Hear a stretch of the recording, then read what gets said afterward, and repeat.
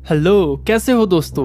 स्वागत है आप सभी का बफर लाइफ यूट्यूब चैनल पर। आज मैं लेकर आया हूँ स्टूडेंट्स के लिए एक मोटिवेशनल कहानी को पूरा सुनकर मुझे जरूर बताइएगा कहानी आपको कैसी लगी।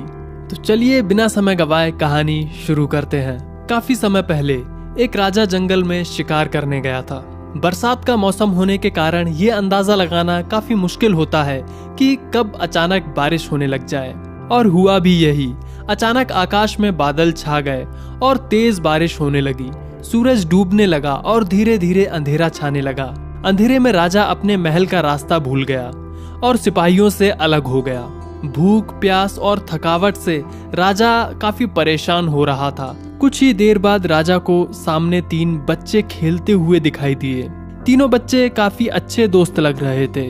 उन्हें देखकर राजा ने उन्हें अपने पास बुलाया। सुनो बच्चों, जरा यहाँ आओ। यह सुनकर बच्चे जब वहां पहुंचे तो राजा ने उनसे पूछा, क्या तुम कहीं से थोड़ा भोजन और जल ला सकते हो? मैं बहुत भूखा हूं और प्यास भी लग रही है। इस पर बच्चों ने कहा, जी जरूर, हम अभी घर जाकर आपके लिए कुछ ले आते हैं। तीनों बच्चे गांव की ओर भागे और तुरंत कुछ भोजन और जल लेकर आ गए। राजा बच्चों के उत्साह और प्रेम को देखकर बहुत प्रसन्न हुआ। तो राजा ने बच्चों से कहा, प्यारे बच्चों, तुम लोग जीवन में क्या करना चाहते हो? मैं तुम सबकी मदद करना चाहता हूँ। ये बात सुनकर बच्चे कुछ देर तक सोचते रहे। फिर उनमें से एक बच्चे ने कहा, मुझे धन चाहिए। मैंने कभी 2 समय की रोटी नहीं खाई, कभी अच्छे कपड़े नहीं पहने, इसलिए मुझे केवल धन चाहिए ताकि मैं अच्छा खाना और अच्छे कपड़े खरीद सकूं। इस पर राजा मुस्कुराते हुए बोले, ठीक है, मैं तुम्हें इतना धन दूंगा कि जीवन भर सुखी रहोगे। यह शब्द सुनते ही बच्चे की खुशी का ठिकाना नहीं रहा। अब दूसरे बच्चे की बारी थी तो राजा ने उससे भी पूछा, तुम्हें क्या चाहिए? तो बच्चे ने जवाब दिया, क्या आप मुझे एक बड़ा सा बंगला और घोड़ा गाड़ी देंगे? इस पर राजा ने कहा, जरूर, मैं तुम्हें एक आलीशान बंगला और घोड़ा गाड़ी दूंगा। अब तीसरे बच्चे की बारी थी तो उसने कहा, मुझे ना धन चाहिए ना ही बंगला गाड़ी चाहिए। मुझे तो आप ऐसा आशीर्वाद दीजिए जिससे मैं पढ़ लिख कर विद्वान बन सकूं और शिक्षा समाप्त होने पर मैं अपने देश की सेवा कर सकूं।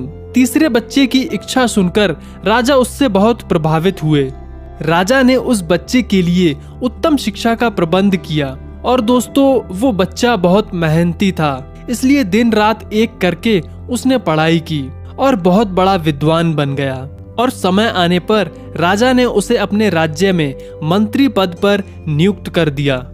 एक दिन राजा को अचानक वर्षों पहले घटी उस घटना की याद आ गई।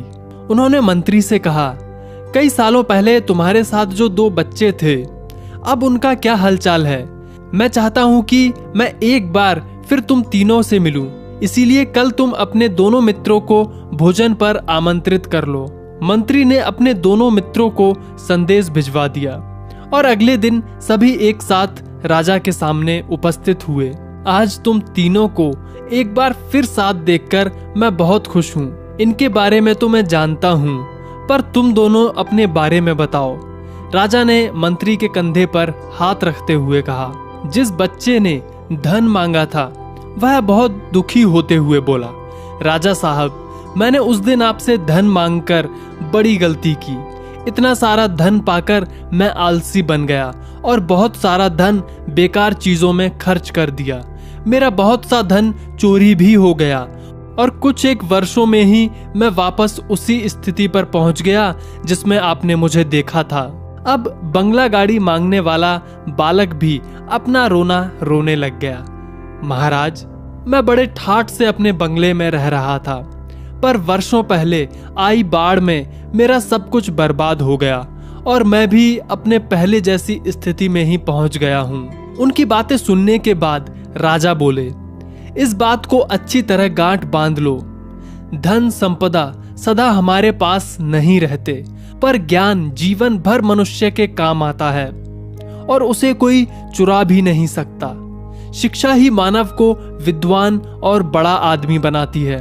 इसीलिए सबसे बड़ा धन ज्ञान और विद्या है। पहले इसे हासिल करो, धन उसके बाद अपने आप आ जाएगा। तो दोस्तों ये तो थी उस समय की बात, लेकिन आज के टाइम में थोड़ी सी कंडीशंस बदल चुकी हैं। आज के टाइम में एजुकेशन के साथ साथ अपनी स्किल्स पर भी ध्यान देने की जरूरत है।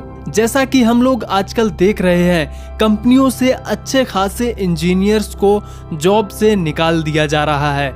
इसका कारण ये नहीं है कि उनकी एजुकेशन कमजोर है, इसका कारण ये है कि उन्होंने खुद को अपग्रेड नहीं किया, मतलब वह समय के साथ साथ नहीं बदले। कंपनियां भी आजकल ऐसे लोगों को काम पर रखना पसंद करती हैं जो आज के समय में जी रहे हो, जिन्हें आज के टेक्नोलॉजी की नॉलेज हो। चलिए दोस्तों, अब इस वीडियो को फटाफट से लाइक कर दीजिए और इस मजेदार कहानी को अपने दोस्तों और परिवार के साथ शेयर जरूर कीजिए। नीचे कमेंट सेक्शन में मुझे कमेंट करके बताइए कि ये कहानी आपको कैसी लगी, और अगर आपने अभी तक हमारे चैनल को सब्सक्राइब नहीं किया है तो सब्सक्राइब कर लीजिए और बेल आइकन को दबाइए। इससे जब भी मैं कोई नया वीडियो अपलोड करूंगा तो उसका नोटिफिकेशन आपको मिल जाया करेगा। वीडियो देखने के लिए आप सभी का बहुत बहुत धन्यवाद। मिलते हैं अगली वीडियो में। Bye bye.